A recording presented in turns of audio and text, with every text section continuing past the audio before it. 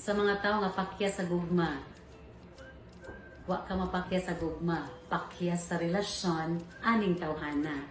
Never stop loving because the more you spread the love, the more you attract love to come to you. Mauna kung naa ka previous sa toxic relationship, ayaw tanan na ang babae nga ngilad o ang lalaki nga ngilad because dili tanang tao sa kalibutan ngilad. Na timing lang ka, may based sa imuhang gi-choose na tao. At least ba, with your toxic relationship in the past, kita ka sa pattern nga imuhang likayan o sa pattern nga imuhang padayonon. So in that way, guided ka unsa day imuhang gusto sa tao in a relationship. Continue to love. That's the most wonderful feeling na imong ma-experience samtang buhi ta.